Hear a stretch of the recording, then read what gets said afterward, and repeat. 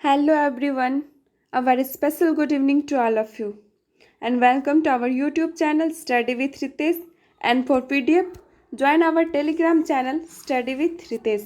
Okay यहाँ पर आपको क्लास के बाद PDF प्रोवाइड करवाई जाएगी, तो अगर आप लोग PDF लेना चाहते हैं यानी कि PDF से भी देखना चाहते हैं तो आप ज्वाइन कर सकते हैं हमारे टेलीग्राम चैनल को जो कि स्टडी विथ रितेश है। ओके आज हम लोग देखेंगे हिंदी के कुछ क्वेश्चन जो कि हमारे प्रीवियस ईयर का पेपर है, तो हम लोग को बहुत ही ज़्यादा अच्छे से करना है क्योंकि कुछ क्वेश्चन जो है एग्जाम में रिपीट भी किया जाता है। ओके तो चलिए देखते हैं हिंदी का क्वेश्चंस। ठीक है, हमारे स्क्रीन पर है हिंदी का क्वेश्चन, आप लोग को भी मतलब अच्छे से करना है। ठीक है, और सब सारे क्वेश्चंस का आंसर भी करना है सभी को, और याद भी यहीं से कर लेना है ताकि बाद में दोबारा पढ़ने का ज़रूरत ही ना पड़े। ओके तो देखते हैं हमारा पहला क्वेश्चन है अतिथि का पर्यायवाची। तो आपको बताना है कि अतिथि शब्द का पर्यायवाची क्या होगा। अतिथि का पर्यायवाची क्या होगा ये आप लोग को बताना है इन चारों में से। तो देखिए पहला क्या हमारा पावक है, दूसरा व्योम है और तीसरा अभ्यागत है, चौथा अम्बु है। तो आपको बताइए कि आप में इन चारों में से कौन सा सही ऑप्शन होगा अतिथि का। फटाफट से बताइए सभी को, क्या हो जाएगा सही उत्तर अतिथि का पर्यायवाची।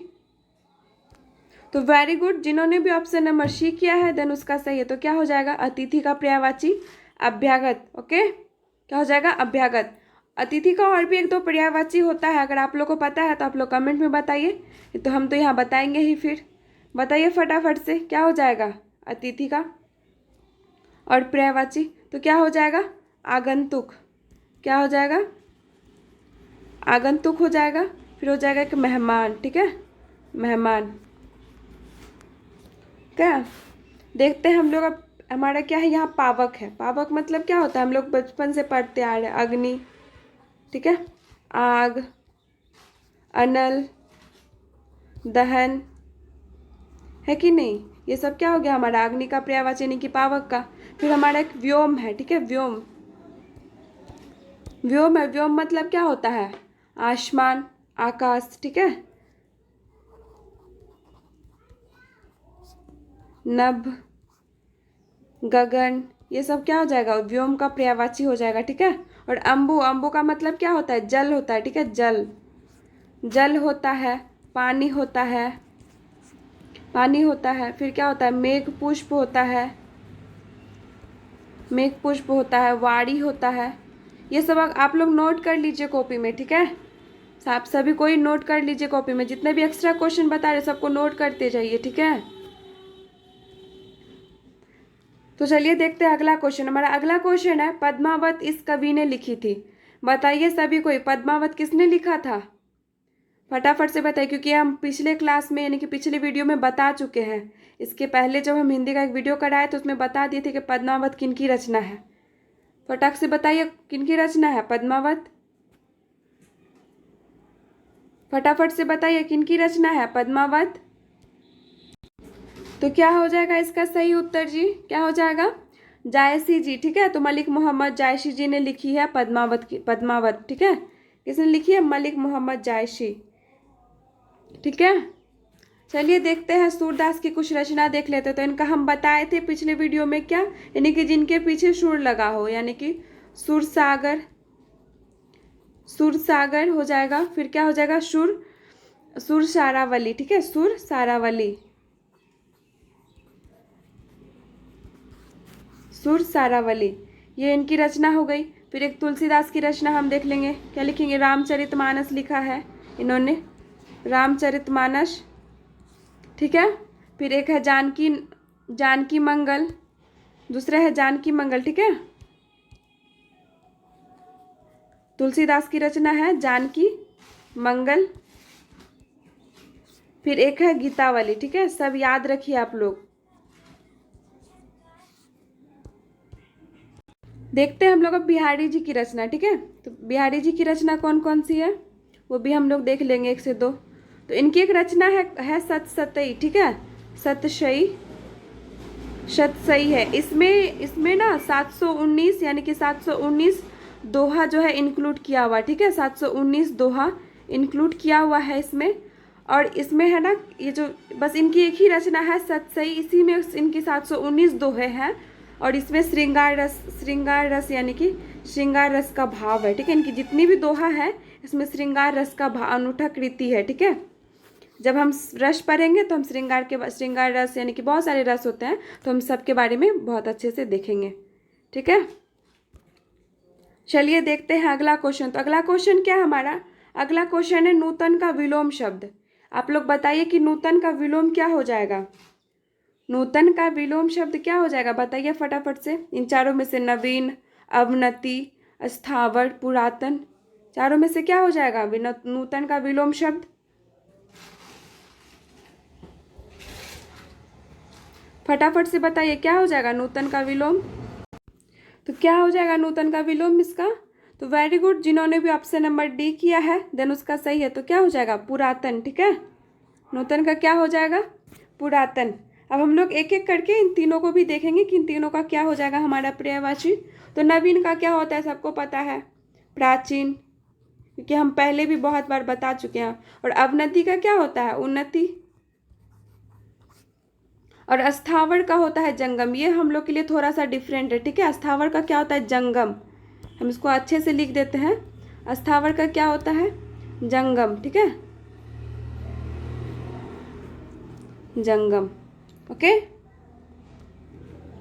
तो चलिए देखते हैं अगला क्वेश्चन। तो अगला क्वेश्चन क्या है हमारा? अगला क्वेश्चन है नीरव संध्या में प्रशांत, डूबा है सारा ग्राम प्रांत की शैली में कवि का अनुमान लगाइए। तो आपको बताना है कि ये जो लाइन लिखी गई है, ये जो लाइन दिया गया कविता का यहाँ पे, ये किनके द्वारा लिखी गई है?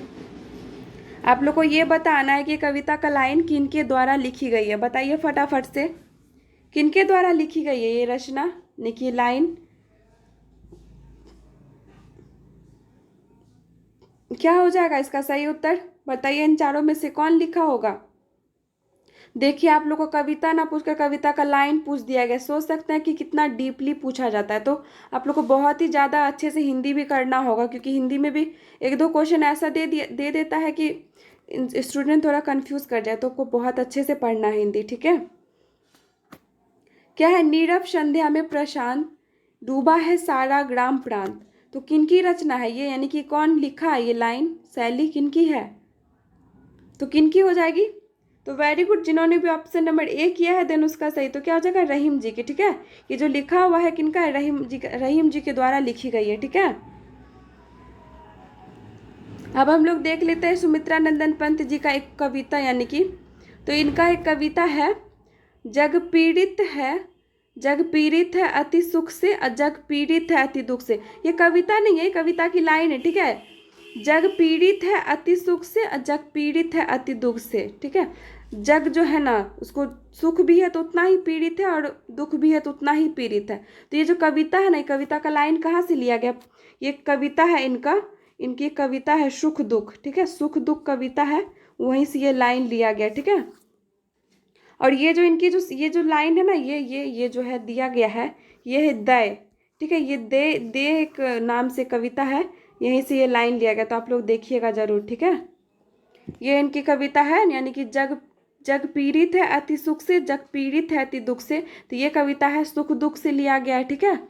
और इनका एक और कविता है, वो है अमर स्पर्श, ठीक है। सुमित्रा नंदन जी का एक कविता है अमर स्पर्श, ठीक है, अमर स्पर्श। ये भी आप लोग देखिएगा। चलिए देखते हैं दिनकर जी की कुछ दो कविताएं। तो दिनकर जी की कविता है एक हिमालय, ठीक है, हिमालय। ये बहुत ही फेमस कविता है, ठीक है। इसको जरूर आप लोग देखिएगा अगर टाइम मिलेगा तो, हिमालय, ठीक है। इसमें है कि कैसी अखंड यह वीर समाधि, अतिवर कैसा या अमर, ठीक है। तो इसमें एक लाइन दिया गया। तो मान लीजिए कोई भी लाइन आपको पूछ सकते हैं कि कविता बहुत लंबी है, कहीं से भी यहाँ आपको लाइन उठाकर यहाँ से आपको दे दिया जाएगा। तो ठीक है, तो आपको कविता पढ़ना और कविता का लाइन भी अच्छी गौर से देखना है कि कौन से कविता से कौन सा लाइन है। और इतनी सारी कविता है, वो हम लोग एक एक करके तो नहीं कर सकते हैं सारा, लेकिन फिर भी कोशिश करना है कि सारे कविता को हम लोग अच्छे से देख लें एक एक बार, ठीक है। और सूरदास जी के बारे में तो हम ऊपर बता ही दिए, एक दो मतलब कविता यानी कि उनकी लिखी हुई दोहा वगैरह, ठीक है। और अगर ज़्यादा जानना है तो हम पिछला वीडियो बनाए हुए हैं, तो उसमें हम बहुत ही डिटेल में बताए हैं, तो वहाँ से जाकर आप लोग देख सकते हैं। ठीक है, तो चलिए देखते हैं अगला क्वेश्चन। हमारा अगला क्वेश्चन क्या है? हमारा अगला क्वेश्चन है नर प्लस इस, यानी कि नरेश यानी कि बराबर क्या हो जाएगा हमारा नरेश। तो इस संधि का उदाहरण है, आपको बताना है कि इन चारों में से कौन सी संधि का उदाहरण है नरेश। फटाफट से बताइए कि नरेश कौन सी संधि का उदाहरण है। तो कौन सा संधि हो जाएगा ये हमारा? कौन सा संधि हो जाएगा नरेश? नरेश में कौन सी संधि है? बताइए फटाफट से, कौन सा संधि हो जाएगा यहाँ पर?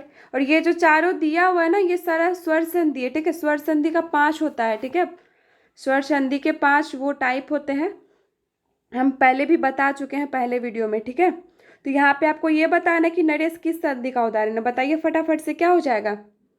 तो वेरी गुड, जिन्होंने भी ऑप्शन नंबर ए किया है देन उसका सही है। तो क्या हो जाएगा? गुण संधि का उदाहरण है। ठीक है, तो क्यों है गुण संधि का उदाहरण वो हम लोग देखते हैं। ठीक है, गुण संधि का उदाहरण क्यों है तो हम लोग देखेंगे ना कि शब्द के बीचों बीच में, यानी कि कोई शब्द दिया है उसके बीचों बीच, यानी कि बीच वाला, जैसे नरेश लिखा हुआ है नरेश, तो यहाँ शब्द के बीचों बीच में अगर ए कार की मात्रा, यानी कि ए कार की मात्रा, फिर ओ कार की मात्रा हो, ठीक है, ए कार की मात्रा ओ कार की मात्रा हो, या फिर अंतिम वर्ण है ना, अंतिम वर्ण यानी कि हमारा कोई लास्ट वाला जैसे, तो उसमें अगर री की मात्रा हो, ठीक है, री की मात्रा, या फिर ऐसे करके हम लोग री को दर्शाते हैं, ऐसे री, तो री की मात्रा हो ना, तो वो हमारा गुण संधि का उदाहरण हो जाता है। ठीक है, जैसे कि हम लोग देवर्षि देखते हैं, देवर्षि, देवर्षि। ठीक है, तो यहाँ पे री की मात्रा आई लास्ट में, री की मात्रा, तो ये भी हमारा गुण संधि का उदाहरण होगा। या फिर शब्द के बीचों बीच में ए कार की मात्रा ओ कार की मात्रा, यानी कि छोटी वाली मात्रा, ठीक है,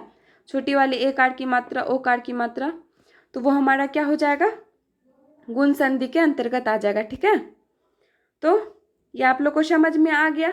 उसी तरह हम लोग देख लेते हैं, क्या एक एक करके इन सबको भी एक बार समझ लें। तो दीर्घ संधि क्या हो जाएगा? यानी कि दीर्घ संधि यानी कि मतलब बड़ा। ठीक है, दीर्घ मतलब क्या होता है? बड़ा। तो बड़ा क्या हो जाएगा? यानी कि बड़ी वाली मात्रा। तो बड़ी वाली मात्रा कौन सी? हमारी ई कार। ठीक है, बड़ी ई, बड़ी आ, बड़ी ऊ, ये सब मात्रा जिस शब्द के बीचों बीच में आए तो वो हमारा क्या हो जाएगा? दीर्घ संधि हो जाएगा। ठीक है, दीर्घ संधि आ जाएगा। चलिए एक दो उदाहरण देख लेते हैं, यानी कि बड़ी मात्रा। ठीक है, तो गिरीश, ठीक है, गिरीश यहाँ पे आया हमारा शब्द के बीचों बीच में ई की मात्रा, ई की मात्रा आई, फिर वही हमारा भानुदय, भानुदय यहाँ पे आई, ऊ की मात्रा, ऊ की मात्रा आया, फिर वही है हमारा क्या? देवानंद, देवानंद। ठीक है, देवानंद, यहाँ पे आकार की मात्रा आ गई। ठीक है, तो इस तरह हम लोग देख लिए दीर्घ संधि को। ओके, चलिए देखते हैं यन संधि। तो हम यन संधि के भी कुछ मतलब उसको देख लेते हैं कि उसको पहचानने का तरीका क्या है। तो यन संधि को जब हम पहचानेंगे ना, यन संधि को जब हम पहचानेंगे यानी देखेंगे पता कैसे चलेगा यन संधि। तो शब्द के बीचों बीच में अगर यो, वो या फिर रॉ, यो व रॉ की मात्रा, यानी कि यो व रॉ वर्ण हो, और उसके पहले यानी कि यो वो या रो हो, उसके पहले कोई आधा वर्ण लगा हो, यानी कि यो के साथ कोई आधा वर्ण जुड़ा हो, या वो के साथ कोई आधा वर्ण जुड़ा हो, या रो के साथ कोई आधा वर्ण जुड़ा हो, तो वो हमारा क्या हो जाएगा? वो हमारा हो जाएगा यन संधि। या फिर शब्द के बीचों बीच में त्रो की मात्रा हो, शब्द के बीचों बीच में क्या हो? त्रो की मात्रा हो, तो वो हमारा क्या हो जाएगा? वो हमारा हो जाएगा यन संधि का उदाहरण। तो चलिए हम लोग एक दो उदाहरण देख लेते हैं। तो उदाहरण क्या हो जाएगा हमारा? जैसे अत्याचार, अत्याचार। ठीक है, अत्याचार हो गया, तो यहाँ पे क्या आया? यो के साथ आया ना आधा, तो यो के साथ आधा तो आया, यानी आधा वर्ण आया, शब्द के बीचों बीच में आ रहा है ना यो के साथ आधा, तो ये हमारा क्या हो जाएगा? यन संधि का उदाहरण हो जाएगा। उसी तरह हमारा मात्रा देश। ठीक है, मात्रा देश, यहाँ पे त्रो आई बीचों बीच में, तो वो भी हमारा हो गया। ठीक है, फिर स्वाति है, स्वाति है। ठीक है, तो यहाँ भी वो के साथ आधा वर्ण लगा, तो इस तरह हमारा क्या हो जाएगा? ये सब हमारा हो जाएगा यन संधि का उदाहरण। ठीक है, तो ये हमारा क्या हो जाएगा? यन संधि का उदाहरण हो जाएगा। चलिए देख लेते हैं अयादी संधि। तो अयादी संधि तो बहुत ही आसान है पहचानने के लिए। अयादी संधि को हम बहुत ही आसान तरीके से पहचान सकते हैं। तो क्या हो जाएगा? आयादी संधि यानी कि शब्द के बीचों बीच में अगर यो या वो हो, यो या वो हो, ठीक है, यो या वो हो, तो वो हमारा क्या हो जाएगा, आयादी संधि हो जाएगा। और हाँ, अभी हम जैसे यंड में बताए कि यो वो या फिर रो हो, तो उसके पहले आधी मात्रा लगी होगी, ठीक है। लेकिन आयादी संधि में क्या होगा, सिर्फ यो या वो होगा, जैसे नयन हो जाएगा। और आयादी संधि में ना अधिकतर जो शब्द बनते हैं वो तीन अक्षर वाले शब्द बनते हैं, ठीक है। नयन हो गया, पवन हो गया, श्रवण हो गया, ठीक है, गायक हो गया, गायिका हो गई, नायक, भावुक, शायिका, ये सब जो हो जाएगा क्या हो जाएगा हमारा, आयादी संधि का उदाहरण हो जाएगा, ठीक है।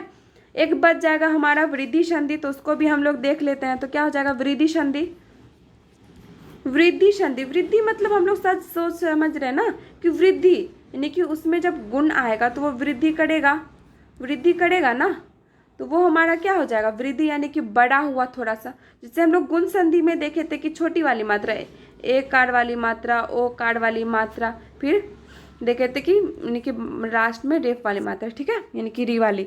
उसी तरह क्या हो जाएगा, गुण आया तो वृद्धि किया, तो उस तरह हम याद रख सकते हैं। तो इसमें क्या हो जाएगा वृद्धि संधि में बड़ी वाली मात्रा, ठीक है। तो वृद्धि में बड़ी वाली मात्रा यानी कि शब्द के बीचों बीच में अगर बड़ी वाली मात्रा हो, जैसे कि अ या फिर ए, ठीक है, ये सब मात्रा जो हमारा अगर शब्द के बीचों बीच में आएगा तो ये हमारा क्या हो जाएगा वृद्धि संधि। तो हम लोग कुछ उदाहरण देख लेते हैं। उदाहरण क्या हो जाएगा हमारा, जैसे सदैव, सदैव, यहाँ पे आई बड़ी वाली मात्रा आई ना, फिर यहाँ पे महौषधि, महौषधि, तो यहाँ भी आई हमारा औकार आया ना, तो ये सब हमारा क्या होगा वृद्धि संधि का उदाहरण हो गया, ठीक है। चलिए देखते हैं अब अगला क्वेश्चन, ठीक है। अगला क्वेश्चन क्या है हमारा, किरण का पर्यायवाची, किरण का आप लोग को क्या बताना है, पर्यायवाची बताना है किरण शब्द का। तो बताइए फटाफट से, किरण शब्द का पर्यायवाची क्या हो जाएगा, किरण शब्द का पर्यायवाची क्या हो जाएगा, बताइए फटाफट से सभी कोई। ये तो बहुत ही आसान है, देख के ही पता चल रहा होगा किरण का पर्यायवाची क्या हो जाएगा। एलिमिनेशन या मेथड से आप लोग बनाइए, ठीक है, एलिमिनेट करके, यानी कि देखेंगे कि हाँ ये किसी और का होता है, इसको हटा दो। मान लीजिए ये नहीं होगा तो इसको कट कर दिए, फिर ये भी नहीं होगा इसको कट कर दिया, ये भी नहीं होगा इसको कट कर दिया, यानी कि मतलब ऐसे करके हम लोग देख सकते हैं, ठीक है। तो यहाँ पे क्या हो जाएगा, तो वेरी गुड, जिन्होंने भी ऑप्शन नंबर ए किया है तो उसका सही है। तो क्या हो जाएगा रश्मि, ठीक है, किरण का जो पर्यायवाची है वो क्या हो जाएगा हमारा रश्मि, ठीक है, रश्मि। ओके, हम लोग एक एक करके अब सारे ऑप्शन को भी देख लेंगे, ठीक है। तो क्योंकि ऑप्शन से भी हमें पता चल जाएगा ना कि कुछ कुछ क्वेश्चन का आंसर क्या होगा, है कि नहीं। तो हम लोग देखते हैं पारिजात, पारिजात का क्या हो जाएगा पर्यायवाची, पारिजात का पर्यायवाची क्या हो जाएगा, किसी को पता है तो दीजिए आंसर, नहीं तो हम बता रहे हैं। तो क्या हो जाएगा पारिजात का हमारा देवद्रुम, ठीक है, क्या हो जाएगा देवद्रुम हो जाएगा, कल्पवृक्ष हो जाएगा, कल्पवृक्ष हो जाएगा, फिर हो जाएगा हमारा मंदार हो जाएगा, मंदार हो जाएगा, फिर हो जाएगा हरिचंदन, ठीक है, हरिचंदन। ये सब हमारा क्या हो जाएगा पारिजात का पर्यायवाची हो जाएगा, ठीक है। चलिए देखते हैं हमारा अगला ऑप्शन क्या है हमारा आगार। तो आगार का मतलब क्या होता है, आप लोग सोचे भी नहीं होगा आगार का मतलब, अगर जिनको पता है तो वो बताइए, नहीं तो हम बता रहे हैं आगार का पर्यायवाची क्या हो जाएगा, आगार का पर्यायवाची क्या हो जाएगा बोलिए, हम बता रहे, ठीक है। तो क्या हो जाएगा गृह, ठीक है, गृह हो जाएगा, घर हो जाएगा, निवास हो जाएगा, ठीक है, ये सब हमारा क्या हो जाएगा आगार का पर्यायवाची हो जाएगा, ठीक है।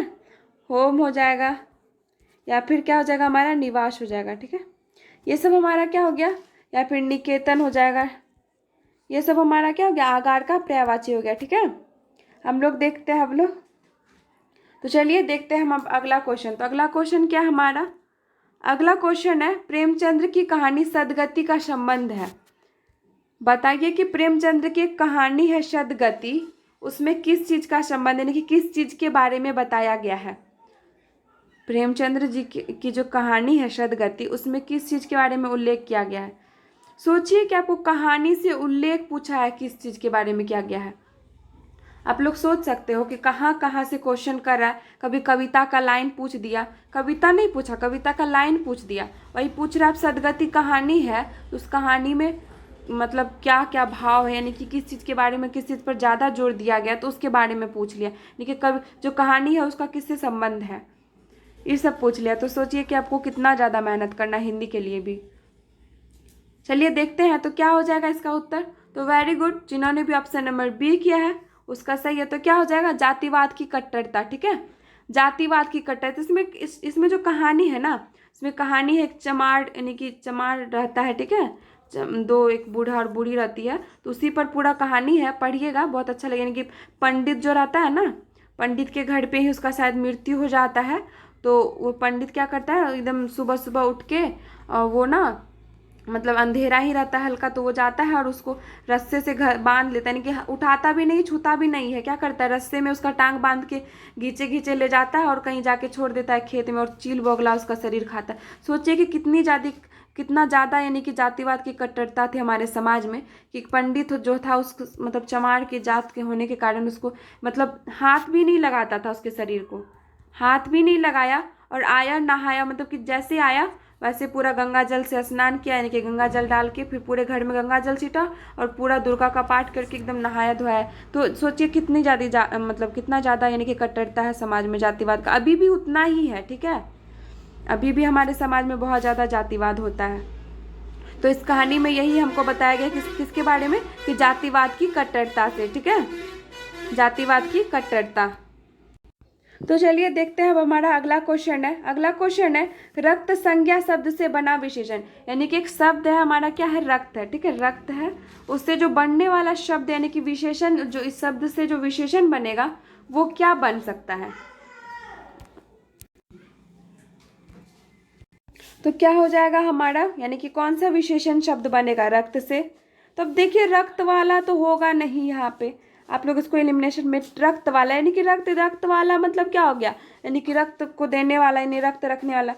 ठीक है, फिर एक रक्तकालीन है, तो रक्तकालीन तो होगा नहीं, फिर रक्तीय भी नहीं होगा। ठीक है, तो क्या हो जाएगा इसका हमारा,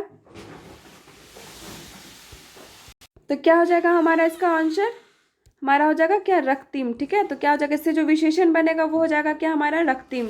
ठीक है, ये हमारा रक्त संज्ञा का विशेषण हो गया रक्तिम। चलिए देखते हैं अब हमारा अगला क्वेश्चन। तो अगला क्वेश्चन क्या हमारा, अगला क्वेश्चन है निम्नलिखित में से शुद्ध शब्द, आपको बताना है कि इन चारों में से कौन सा शब्द जो है वो शुद्ध है। बताइए फटाफट से, कौन सा शब्द शुद्ध है इन चारों में से, इन चारों में से कौन सा शब्द शुद्ध है, बताइए फटाफट से बताइए सभी कोई, कौन सा शुद्ध है। तो वेरी गुड, जिन्होंने भी ऑप्शन नंबर सी किया है देन उसका सही है। तो क्या हो जाएगा, बारात। ठीक है, हम लोग जब बारात बारात बोलते हैं ना, बारात ये नहीं होता है, होता क्या है, बारात होता है। ठीक है, बारात। ठीक है, और यहाँ पे उपलक्ष्य है, तो इसका इसका क्या हो जाएगा हमारा सही, उपलक्ष्य। ठीक है, उपलक्ष्य होता है। ठीक है, और मर्यादा का क्या होता है हमारा, मर्यादा का होता है ऐसे करके हम लोग लिखते हैं। ठीक है, मर्यादा। फिर हमारा एक बच गया, क्या हमारा बच गया, हमारा बच्चा हमारा सामग्री। तो सामग्री होता है नहीं ना, क्या होता है, सामग्री होता है, क्या होता है, सामग्री। ठीक है, तो ये हमारा हो गया शुद्ध रूप इन चारों का। तो शुद्ध रूप भी पूछता है, सोचिए कि मतलब आप लोगों को ज़्यादा हिंदी में करना नहीं है, कितना कम है कि इतना में ही पूछा जाता है, तो आप लोग को इतना तो आप लोग बहुत अच्छे से कर जाओगे, है कि नहीं। तो चलिए इस आपको बहुत ही ज़्यादा अच्छे से हिंदी करना, और हिंदी हमारा क्या है, स्कोरिंग सब्जेक्ट है, इसको जितना अच्छे से करेंगे तो ये हमारा 15 में 15 भी दे देगा। ठीक है, 15 में 15 भी आप लोग कर सकते हो अगर अच्छे से हिंदी पढ़ लोगे तो। चलिए देखते हैं हमारा अगला क्वेश्चन। तो अगला क्वेश्चन क्या, हमारा अगला क्वेश्चन है हमारा गिरधारी किस समास का उदाहरण है। आपको बताना है कि गिरधारी जो है, यानी कि गिरधारी किस समास का उदाहरण है, बताइए फटाफट से, कौन से समास का उदाहरण है गिरधारी, गिरधारी किस समास का उदाहरण है। तो क्या हो जाएगा हमारा, तो बहुत अच्छे से बता दीजिएगा, गिरधारी किसको बोलते हैं। हम कल भी समास का कराए थे क्लास, तो आप बताइए फटाफट, यानी कि पिछले वीडियो में हम बताए हुए हैं ना, समाज से कुछ क्वेश्चन कराए हैं आप लोग को हिंदी में, तो वहाँ से आप लोग देखो, आप लोग जाके अच्छे से। ठीक है, आप लोग को बहुत अच्छे से देखना है। समास वगैरह ये सब यहाँ से क्वेश्चन हमेशा पूछा जाता है। समास हो गया, पर्यायवाची हो गया, विलोम शब्द हो गया, फिर कारक से रहता है, फिर आपका क्या हो जाएगा, ये सब मुहावरा सबसे रहता है। तो सबको बहुत अच्छे से देखिए आप लोग, ठीक है। तो गिरधारी का क्या हो जाएगा, तो वेरी गुड, जिन्होंने भी ऑप्शन नंबर डी किया है उसका सही है। तो क्या हो जाएगा, बहुव्रीहि समास, ठीक है। तो क्या हो जाएगा हमारा, बहुव्रीहि समास हो जाएगा, ठीक है। तो क्यों होगा बहुव्रीहि समास, ये देखते हैं। गिरधारी मतलब, गिर मतलब क्या होता है पता है, पर्वत होता है, ठीक है, पर्वत। और पर्वत को धारण करने वाला, देखिए कौन उठाया, अपने उंगली पे पर्वत उठाया था ना श्री कृष्ण, जब उनके वो बारिश हुई थी बहुत ज़्यादा, तो उन्होंने ही ना ब्रज पहाड़ी को उठाया था अपने उंगली पे, मतलब और क्या किया था, पूरे गांव को उस पहाड़ी के नीचे रखे हुए थे, क्योंकि पूरे गांव में बहुत ज़्यादा बारिश हुई थी। तो तभी से उनको क्या बोला जाने लगा, गिरधारी बोला जाने लगा, ठीक है। तो बोल वही हो गया। इसका क्या हो जाएगा, इसका जब हम लोग विग्रह करेंगे तो क्या हो जाएगा, पर्वत को धारण करने वाला या फिर गिरी को धारण करने वाला, ठीक है, गिरी को धारण करने वाला। तो वो हमारा क्या हो जाएगा, श्री कृष्ण हो जाएगा। तो वही हमारा क्या हो जाएगा, फिर बहुव्रीहि हो जाएगा उत्तर, ठीक है। तो चलिए देखते हैं हम लोग इन चारों ऑप्शन का भी कुछ उदाहरण देख लेते हैं एक एक करके। तो तत्पुरुष, तत्पुरुष का क्या हो जाएगा, तत्पुरुष समास में क्या होता है, यानी कि इसमें हम लोग देखते हैं ना कि कर्ता चिन्ह, यानी कि कोई जब शब्द हम लोग को इसके अगर पूछा गया कि किस शब्द समास का उदाहरण, तो सबसे पहले विग्रह करेंगे। विग्रह करने पर हमको उसमें पता चलेगा कि हाँ भाई इसमें दोनों पद प्रधान है, इसमें कोई पद प्रधान नहीं है, इसमें समास यानी कि कर्ता चिन्ह लगा है, तो इसमें लगा है हमारा उपसर्ग लगा है। तो इस तरह हम लोग सबको छाँट छाँट के अलग कर सकते हैं। तो हमारा तत्पुरुष समास में क्या होता है कि इसमें कर्ता चिन्ह यानी कि कारक चिन्ह लगा होता है, ठीक है। कर्ता ने कर्म को करण से इस तरह करके चिन्ह लगा रहता है, का के की का। तो एक बहुव्रीहि यानी कि तत्पुरुष समास का हमारा क्या उदाहरण हो जाएगा, जैसे कि हो जाएगा पुस्तकालय, पुस्तकालय, ठीक है। तो क्या हो जाएगा, पुस्तक का आलय, पुस्तक का आलय, पुस्तक का आलय हो जाएगा, ठीक है। यहाँ पे का चिन्ह लग गया। फिर वही हमारा रसोई घर, रसोई, तो रसोई घर हो जाएगा। तो क्या हो जाएगा, रसोई का घर, ठीक है, रसोई का घर। ये सब हमारा क्या हो जाएगा, ये सब हमारा हो जाएगा तत्पुरुष समास का उदाहरण, ठीक है।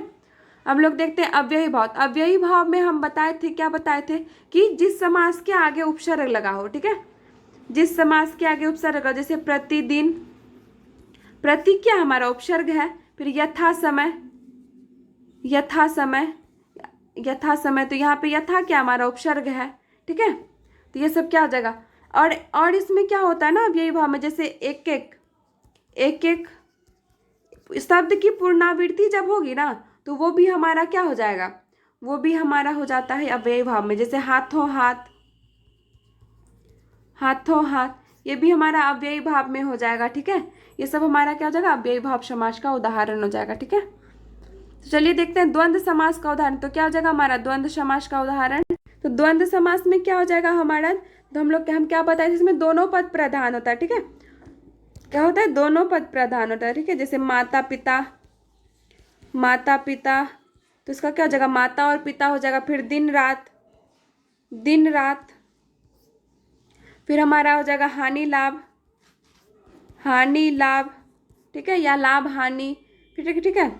जैसे जलवायु, जलवायु, तो इसमें क्या हो जाएगा, जल और वायु, जल और वायु, ठीक है, जल और वायु। इसी तरह बहुत सारे उदाहरण हैं, ठीक है। तो वो हमारा क्या हो जाएगा, द्वंद्व समास का हो जाएगा, ओके, ठीक है। तो हमारा हो गया सारा क्वेश्चन खत्म। तो हम लोग मिलते हैं अब अगले वीडियो के साथ।